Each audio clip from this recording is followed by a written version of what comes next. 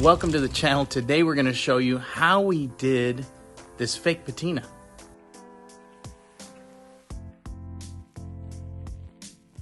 We've already laid out the base coat to save some time. The two colors that we picked was flat black and a primer red. You're going to need to spray the entire thing flat black and then spray some spots with primer red. You're going to need a spray bottle with some water to achieve that random speckled effect.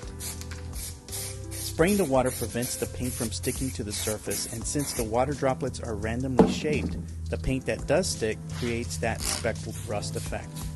The brand I'm using is Montana Can's Rust Effect.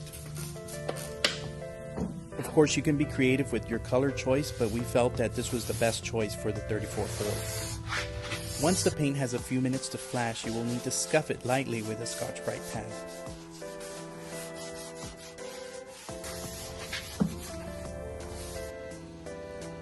The air cleaner needed a little more black, so I went back and added a little more.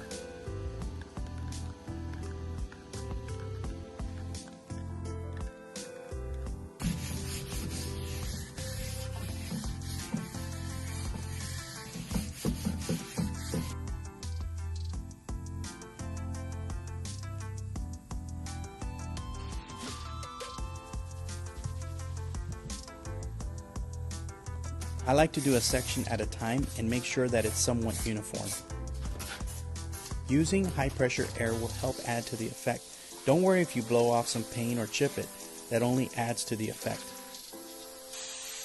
Once it's cured, I make sure that the surface is clean. That gives me a chance to reevaluate and see if I need to add any more color.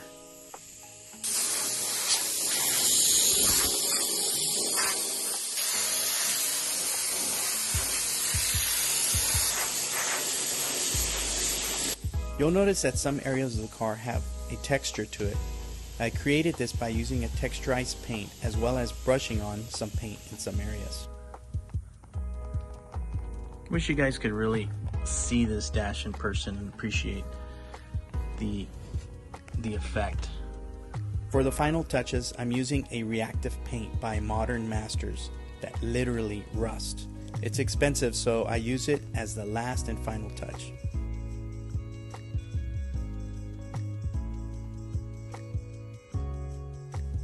I hope you enjoyed this video. Like and subscribe to see what else we're doing around the shop. It's past the glass, but it needs to go past this one.